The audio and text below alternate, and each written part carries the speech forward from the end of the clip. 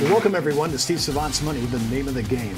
I'm your host, Steve Savant, syndicated financial columnist and money color commentator. On today's show, the top retirement strategies, part 3 in our series on how to create a successful retirement, with nationally recognized retirement expert, author, and adjunct professor of the American College, Curtis Cloak. Welcome to this third segment, Curtis. Thank you, Steve. Now, we're going to talk about some segments here, some strategies here. To me, people go, I keep thinking, because you and I are in this business, everybody knows this now. Consumers should be hip. They went to every seminar. They've been going to the dinners, right? They should know this. And then I come to and do our own, and we never see, nobody knows any of this. Walk me through the first one. People are saying, I can't delay my Social Security at age 70. This program may not even be there in 8 years. Talk about why I shouldn't take it at 62, 66 if I can wait, if I can get to age 70. Well, let me first of all just explain that the decision to take Social Security has a lot to do with, are you married or not? Is there somebody that's going to be dependent on maybe your Social Security benefit if it's bigger than theirs, if they're a spouse? Who's likely to be the surviving spouse? Who's likely to be the first to go? And most couples have unanimous opinions on who that spouse is, and others yet want to debate and almost have fun about, well, you're going to go first. No, you're going to go first. But I'm talking about realizing that this matters a lot in terms of really maximizing Social Security. So the rule of thumb is typically that the higher income earner who's got a greater Social Security benefit should probably, in general terms, delay Social Security beyond when they would normally have done so, because especially if they are the first spouse to go, the benefit that the surviving spouse is going to enjoy is going to be the higher of the two. They're going to lose the lower of the two, keep the higher of the two. Based on those analytics, there's an absolute math and science equation based on when you're going to retire, how old each of you are, what is each benefit, and what's the ratchet up of the increased benefit if each of you or one of you choose to delay. And there's thousands of calculations that go into that math and science to determine it. And many people think it's how long the particular person who's turning Social Security on is going to live. Has nothing to do with when that person's going to live. Has nothing to do with the crossover point at which age I have to live in order to get more from Social Security. Those are the general things people think that it's about, and that's not what it's about. There's really 5 dimensions of testing Social Security, and you really need an expert to help you figure out the truth of the math and science about that delaying Social Security. And it's a big deal because it may be $300,000 to $500,000 more of value you're not pulling from your portfolio to optimize this. Well, I'm hopeful that our advisors are picking up on this, because I don't know too many people that are at your level that understand Social Security and are able to maximize the benefit to their client.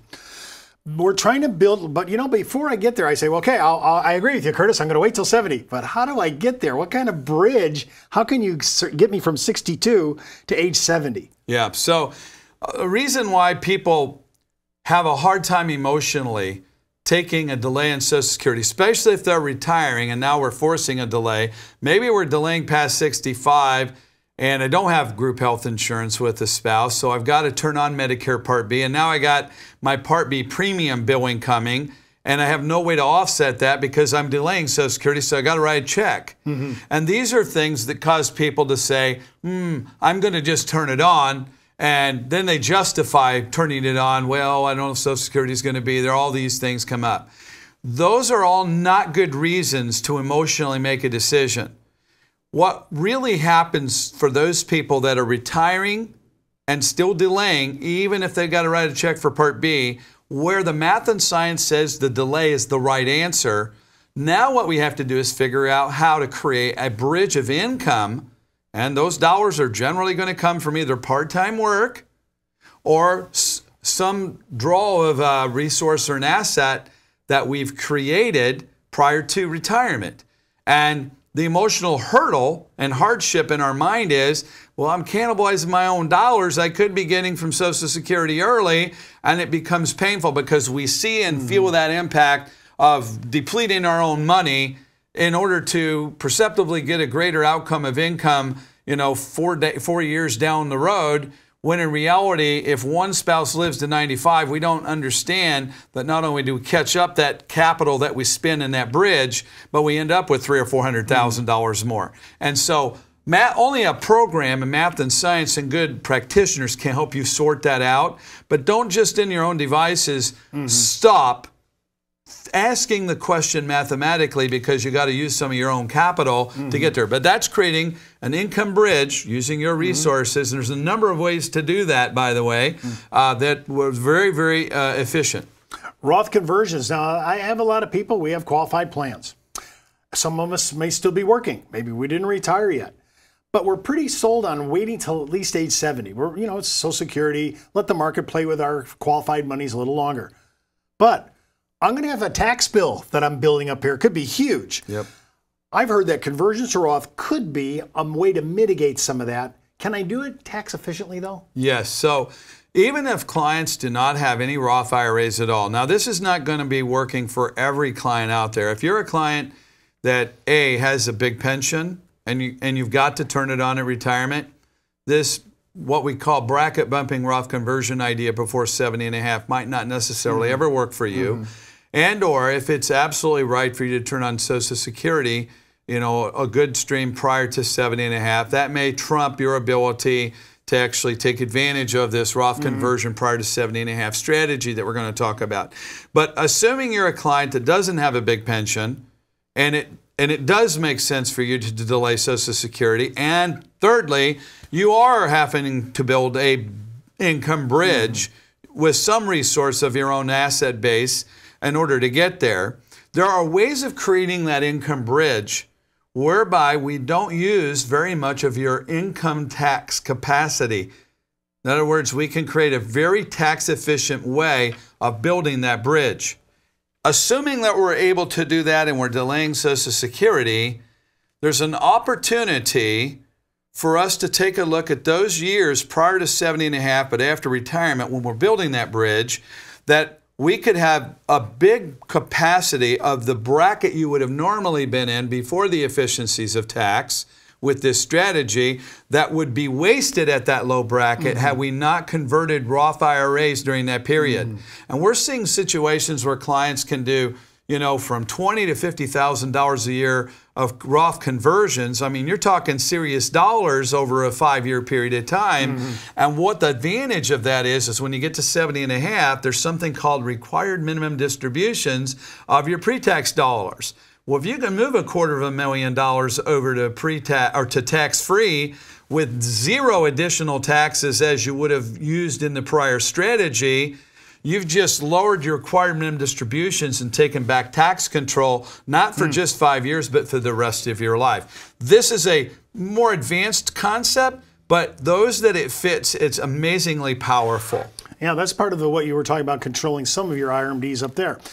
You have to have it looks like here, optimizing asset distribution blend of after tax and pre-tax. I think everybody's in a mindset, I just need to be a ton of money in my 401k, filling up my IRAs, but you say, I need non-qualified and qualified monies in retirement. I should have some after-tax portfolio values. I should also have some pre-tax portfolio values. I should obviously be seeing where's the right dial on contributing money for tax efficiency and having enough for retirement. So we think that the more asset classes by tax, by how the assets are taxed, more tax efficiency. We want after-tax money, want pre-tax money. We'd like tax-free money. We'd like some Roth dollars in there as well. You talk all the time about building an income floor with guaranteed income you can't outlive. It's part of your premise. It helps you free up the assets to do other things. How important is it to match up your domestic obligations that I have to have with a guaranteed income that can match up to it? Yeah, so we've talked a lot over the few shows that we've done here about understanding what withdrawal rates are and what's a safe withdrawal rate when I've got a traditional portfolio of market, at-risk assets. The thing that is maybe not so intuitive is there are income-based, guaranteed income-based products for singles and married couples that allow me to actually get a much higher withdrawal rate or distribution rate off the dollars than I can safely get using traditional investment strategies. And let's just use 3%. We've been talking about 3%. Imagine that instead of 3%, I could get 5 guaranteed or safely, or 6. The reality is I'm just going to take a lot less or half the money in order to generate the same amount of income if I'm trying to perceptively control everything, but now I have to constrain to lower withdrawal rates. And by building this floor with longevity benefit guarantees that say base I can't destroy, one I can't outlive, and principal I can't lose when properly put together, with those higher distribution rates, I'm going to be able to create a floor of income that coordinates with pension and Social Security that allow that essential income to be always paid no matter what happens in the market. And because I'm going to use less capital with higher withdrawal rates than I would have otherwise used in traditional strategies, I'm going to have more dollars to be able to focus on growth and other discretionary goals. Well, don't forget to watch our next segment, Laying Your Retirement Foundation, part 4 of our series on how to create successful retirement. And keep in mind, before moving forward with any of the ideas on our show, always check with your tax consultant, legal counsel, or financial advisor. You've been watching Steve Savant's Money, the name of the game.